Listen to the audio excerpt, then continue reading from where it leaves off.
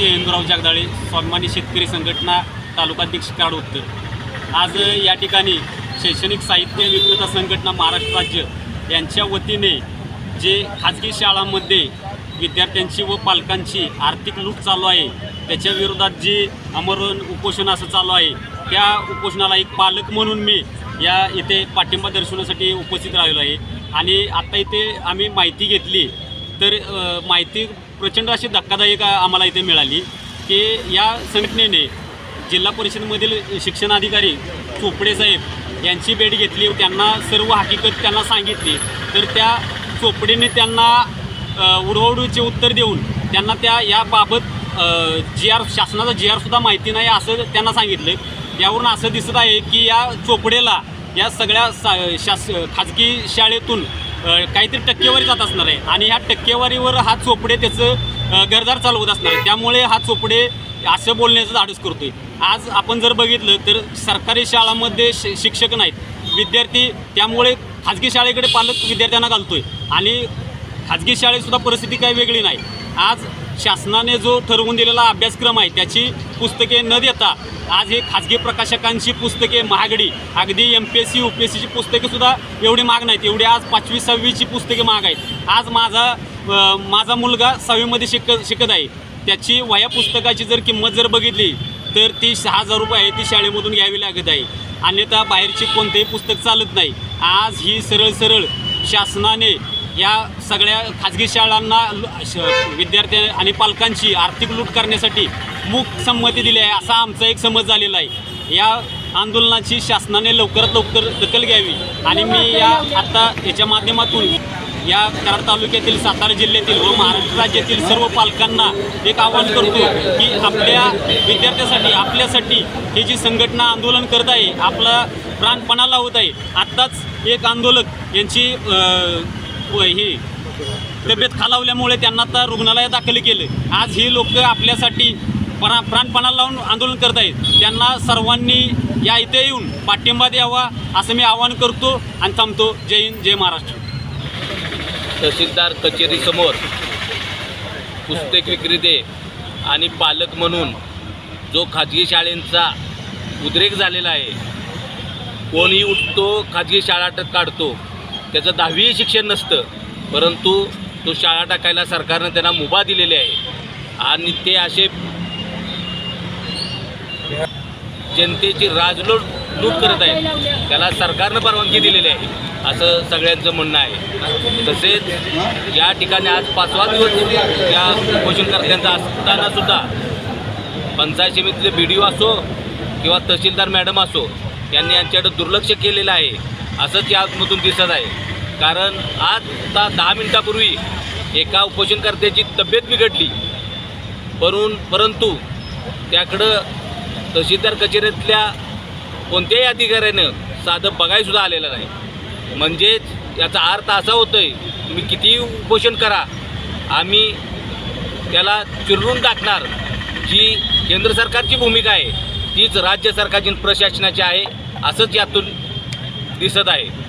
त्याचप्रमाणे आज खाजगी शाळा जे चालक आहेत ते पालकांची आणि जे खाजगी पुस्तक विक्रेते आहेत त्यांच्यावर मोठ्या प्रमाणात अन्याय करत आहेत।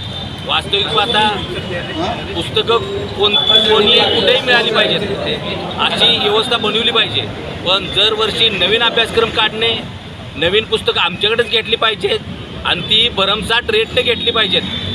जुनी पुस्तके वापरायची नाहीत, दुसऱ्याची पुस्तकं आणायची नाहीत, भरमसाठ फी लावायची, रोज वेगळा कायदा काढायचा, वेगळाच त्याला दिशा द्यायची, शिक्षण कमी आणि इलाज जास्त किंवा खर्च जास्त अशी अवस्था आज आपल्या शिक्षण व्यवस्थेत झालेली आहे। चोपडे म्हणून कोण माध्यमिक शिक्षण अधिकारी आहे जो सातारला आपल्या मोठ्या खुर्चीवर बसतो, तो मोठ्या प्रमाणात तिथं टक्केवारी खाऊन ह्या पुस्तक विक्रेत्यांच्यावर किंवा पालकांच्यावर अन्याय करत आहे असं आम्हाला निदर्शनास या ठिकाणी आले आहे।